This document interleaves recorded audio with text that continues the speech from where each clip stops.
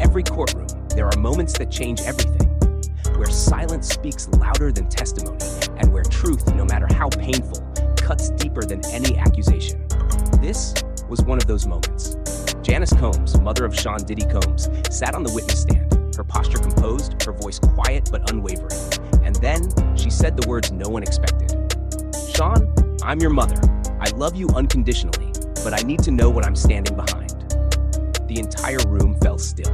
For a full beat, it was as if time had stopped. No shuffling of papers, no coughs, no motion from the defense or the prosecution. Only silence. She told the court how her son had looked at her, how he'd paused, and then answered, his voice calm, disturbingly reflective. The truth is I created a world where I made the rules, where what I wanted happened, where people either played along or got pushed aside. Was it always right? No. Did people get hurt?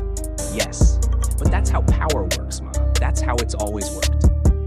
Janice closed her eyes just for a moment. Then she continued. She had pressed her son. She wanted clarity, not vagueness, not philosophy. She asked about the allegations, the notorious parties, the drugs, the hidden recordings, the whispered threats, the women. She needed to hear him deny it. And when the prosecutor asked her, "Did he?" she shook her head, "No." He said, "It's complicated. Everything was consensual at the beginning. Nobody was forced. But once you're in that world, the lines get blurred." She repeated his words, almost in disbelief. Sometimes people change their minds later, but by then, they'd already taken the money, the opportunities, they'd already benefited. Janice's hands trembled slightly on the stand. She was reliving it all, not just a conversation, but a realization. I told him that consent obtained through pressure, through fear, through intoxication, that isn't real consent. The jury leaned in, and then she said, "He just looked at me and said, 'That's not how it works in my world.'" At the defense table, Diddy's legal team exchanged glances. His lead attorney quickly scribbled a note and pushed it toward him. But Diddy didn't look down. He didn't move. His eyes were locked on his mother. Then came the prosecutor's question, sharp, clear, and direct. "Did your son ever explicitly admit to the criminal conduct he's charged with?" A pause. And then, "Not in those exact words," she replied. "But he told me enough for me to understand the truth." She took a long breath, her voice firm now, shaped by years of love and by heartbreak. "He told me, the system I built worked for years. Everyone got what they wanted. It only became a problem when people decided to change the rules." She looked directly at the jury. "I raised my son to take responsibility for his actions, to be accountable. When he told me that, I knew he had lost his way. He wasn't seeing people as people anymore, just pieces in a game he thought he controlled." The prosecutor then presented a letter, one Janice had written to her son after that conversation. A letter filled with unconditional love, but also disappointment. A mother's reckoning. "Did he respond?" they asked. "Yes," she said. He called her, at first angry, then almost pleading. He said, "I didn't understand what was at stake, that his whole life, everything he had built, was on the line." And she had answered him with the words that may have brought them to this very moment. "That's exactly why I had to speak the truth, because lives were at stake, and not just yours." When asked why she chose to testify, Janice didn't hesitate. Her words were deliberate, strong. "Because the truth matters, because accountability matters, because I raised my son to be better than this, and because true love, a mother's love, means wanting your child to face the consequences of their actions, not protecting them from those consequences and watching them become worse." She turned once more to look at her son. "I'm here because I love my son enough to tell the truth about him, even when that truth is painful.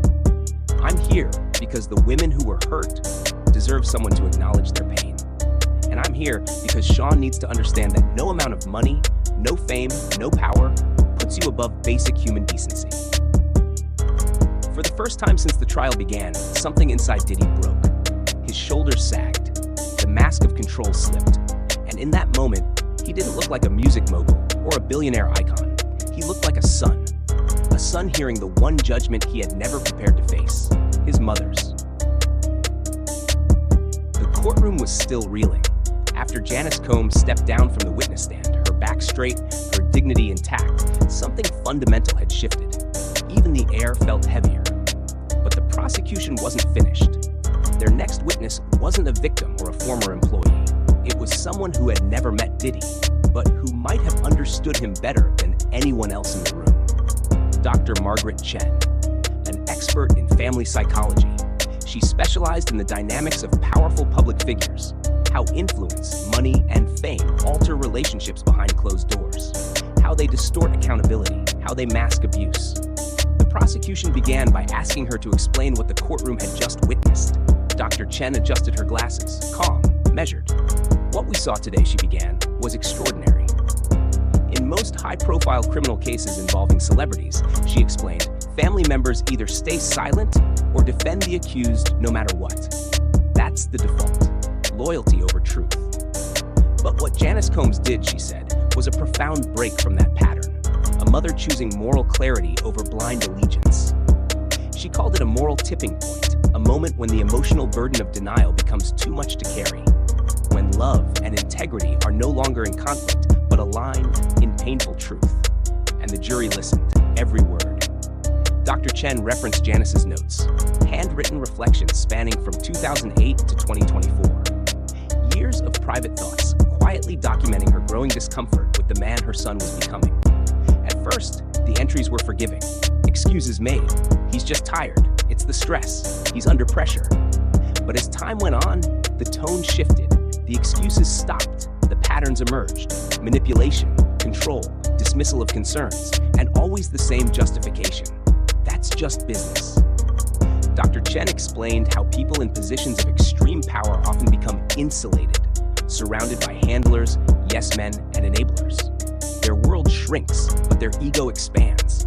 They begin to believe the rules don't apply to them, that consequences are for other people, and in many cases, that belief becomes a weapon. The courtroom watched as the prosecution displayed key excerpts from Janice's notes on the screen. Sean says they owe him, all of them, that without him, none of them would have anything. He calls it managing risk. I call it intimidation. He doesn't listen anymore, only commands. Dr. Chen paused, then said, "This is not just the story of a powerful man. It's the story of how unchecked power corrodes empathy and eventually accountability." She pointed out that Janice had been one of the last people in Diddy's life with the authority to challenge him, not professionally, but emotionally, because she knew him before the fame, before the empire, before the mask, and yet, even she was dismissed. That's not how it works in my world. Those were his words, and they revealed everything. A worldview built on dominance, control, and detachment from consequence. A world where people, women, weren't individuals with agency or dignity, but moving parts, assets, leverage. When a mother says she no longer recognizes the son she raised, Dr. Chen said, it speaks volumes, not just about her courage, but about the depth of that transformation. Diddy sat motionless at the defense table, shoulders slumped, eyes unfocused. He didn't look up, not even when the prosecution paused for effect, not even when his name was spoken. Occasionally, he whispered to his attorneys, but more often, he just stared at the table as if trying to disappear into it. The defense tried to fight back during cross-examination. They framed Dr. Chen's insights as speculation, academic, detached from the facts. You've never met Mr. Combs, correct? She confirmed that was true. And you've never spoken directly with Mrs. Combs outside this trial? Also true. But Dr. Chen didn't flinch. I'm not here to diagnose. I'm here to interpret documented behavior, patterns that align with decades of psychological research. And those patterns are undeniable. She acknowledged the limitations of her analysis, but she stood firmly by her conclusions. Diddy's worldview, she explained, was not an accident. It was shaped by success, by insulation, and by years of reinforcement from people who looked the other way, until Janice Combs finally didn't. By the time Dr. Chen stepped down, the courtroom was emotionally drained. Jurors dabbed at their eyes. Some wrote furiously in their notebooks. One leaned forward, hands clasped, as if trying to physically absorb every word. And the cameras outside the courtroom, which hadn't captured a single moment from inside, were already buzzing. Reporters filed headlines with urgency. Mother's testimony shakes Diddy trial to the core. Psychologist calls Janice Combs' break moral tipping point. Is this the endgame? Back in the courtroom, the judge called for a brief recess. But even with the break, The atmosphere didn't reset. The weight of the morning hung in the air like smoke, thick, unshakable. When court resumed, the prosecution looked ready to move forward. But then, something unexpected happened. Diddy's lead attorney rose. "Your Honor," he said, "the defense requests a brief continuance to confer with our client and reassess our position." A rare move at this stage of a long, high-profile trial. The prosecution objected, strongly. They argued that the defense was stalling, trying to regroup after an emotional blow they didn't see coming. But the judge granted the request. The jury was dismissed until the following morning.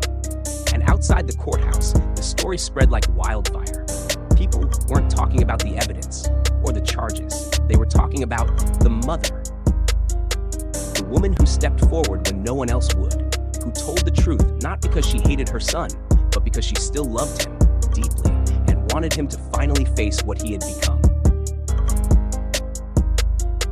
The next morning, the courtroom was transformed. Reporters had arrived before sunrise. Spectators wrapped around the block. Everyone, jurors, journalists, onlookers, waited for what felt like the final act. Whatever was coming, it was no longer just about legal strategy. It was about reckoning. At 9 a.m. sharp, Judge Arun Subramanian took the bench. The jury filed in. The room fell silent. And then, something no one expected. Diddy's attorney stood, his voice steady but unusually subdued. "Your Honor," he said, "after extensive consultation with our client, the defense requests an opportunity for Mr. Combs to address the court directly." The courtroom murmured. Whispers rippled through the gallery. This wasn't a press statement. It wasn't a controlled interview. This was sworn testimony, or at least an unscripted moment under oath in full view of the court. The judge paused, assessing the gravity of the request. Then, he granted it. Sean Diddy Combs rose slowly from his seat. He adjusted his jacket, walked to the stand, and for the first time since the trial began, he looked vulnerable. Gone was the slick image, the designer sunglasses, the tight-lipped defiance. In its place, a man confronting the weight of his own story. He took a deep breath and spoke. "I've spent my life building something," he began. "A brand, a legacy, an empire, and for a long time I thought that made me untouchable." His voice cracked slightly. "I told myself I was providing, creating, that everything I did was justified." He looked out across the room, not at the jury, but toward the gallery, toward his mother. "But somewhere along the way," he said, "I stopped seeing people. I started seeing problems, leverage, assets, risks to be managed." He admitted, carefully but clearly, that there were moments when the lines blurred. There were parties, there was pressure. Sometimes people said yes when they were afraid to say no. I never forced anyone, but I created an environment where saying no didn't feel like an option. The room was silent. He looked down, then back up. "And when my mother came to see me, when she looked me in the eye and said, 'That's not how the world works,' it was the first time in years I really heard someone." He paused, struggled to continue. "She's the only person who's ever told me the truth without needing anything from me, and she's right." He didn't confess to the crimes in black and white legal terms, but he confessed to the culture, the manipulation, the power dynamics that enabled harm. "I built a system that rewarded silence," he said, "that punished resistance, that blurred everything until even I couldn't see the difference between control and consent." Several jurors visibly reacted. One wiped their eyes, another clenched a fist in their lap. Still, Diddy continued. "I don't expect forgiveness. I don't know if I deserve it, but I do know this. Pretending none of this happened, pretending I didn't help create the conditions for people to get hurt, that would be the real crime." He turned to face his mother. Their eyes met. The room watched, breathless. "You raised me to take responsibility," he said, "and for the first time, I'm trying to do that." He returned to his seat, slowly, quietly, and just like that, the courtroom exhaled. The judge called a recess, but no one moved. For several moments, everyone just sat in stillness, absorbing the moment, the testimony, the unraveling of a man once believed to be untouchable. Outside, the news broke like thunder. Diddy breaks silence in court. Emotional admission marks turning point in trial. A legacy shattered. Legal analysts scrambled to interpret what had just happened. Was it a confession? A damage control move? A plea for leniency? Or was it something else? Back inside, the jury returned after a short break. noticeably altered, their faces more solemn, their notes more frantic. Over the next few days, the trial continued, with expert witnesses, closing arguments, and final evidence. But it was clear, Janice Combs' testimony and her son's response had changed everything. The prosecutor returned to the core message in closing. This case isn't just about power, it's about the abuse of power. And when even the mother of the accused sees that truth clearly, so must we. The defense, meanwhile, shifted their strategy. No longer outright denial, but mitigation, context, emotional complexity. But for many watching, the damage was already done. Because some testimony doesn't just sway a jury, it sways a nation. In the final days before deliberation, reporters began speaking less about the verdict and more about the transformation. A transformation triggered not by cross-examination, but by a mother's courage and a son's reluctant awakening. As the jury left the courtroom to begin deliberations, the world waited, not just for a legal outcome, but for a signal that truth still mattered, that accountability was still possible, and that perhaps, even behind the walls of wealth and power, there was still a beating heart that could feel the weight of real human consequences.